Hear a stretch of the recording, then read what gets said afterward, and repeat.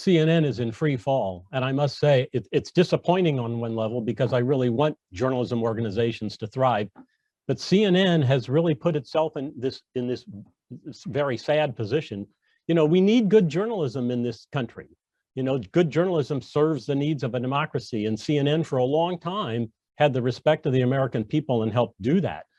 And when you've got to can your prime time, you know, highest rated anchor for all kinds of breaches of ethical professionalism, that says a lot about the channel itself. And I frankly, I think their decline in ratings is in part, as you said, because of the absence of Trump.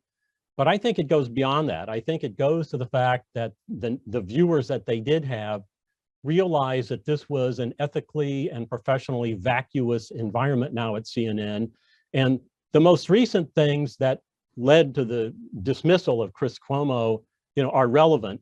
But I think the problems with Chris Cuomo actually began months earlier. And in fact, you could say even years earlier. But I think where they really began was when Chris started interviewing Governor Cuomo at the beginning of the COVID crisis, because that whole series of interviews over weeks was basically COVID PR for the governor of New York, who was wanting to be president someday. And got a book contract. It was not just news, it was comedy and PR. Sure, and he had a big he should have recused himself then. Right. But here's the most important question, I believe. Say you're in your classroom and your journalism students are there, and a wise guy like me raises his hand and says, why didn't the management of CNN order Chris Cuomo to recuse himself right after his brother got in trouble with accusations of misconduct? What would your answer be? Oh, it'd be so easy. I mean, we study journalistic codes of ethics in my class. This is the Society of Professional Journalists has a very good one.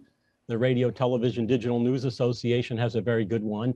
And all of those codes of ethics across the board in journalism say, when you have a conflict of interest, when you have an interest in a particular story, you get yourself out. And the fact that the CNN brass, the CNN hierarchy, didn't go to those codes of ethics or didn't know about them or just didn't care tells us a lot, which shows us really the corporate kind of corruption. And there are a lot of media organizations that have problems with corruption at the top and lack of leadership. But CNN's has been stunning in many levels, because it just strikes me as odd that Jeff Zucker, the president of CNN, or the people even above him, somebody didn't look down and say, what is Chris doing interviewing his brother?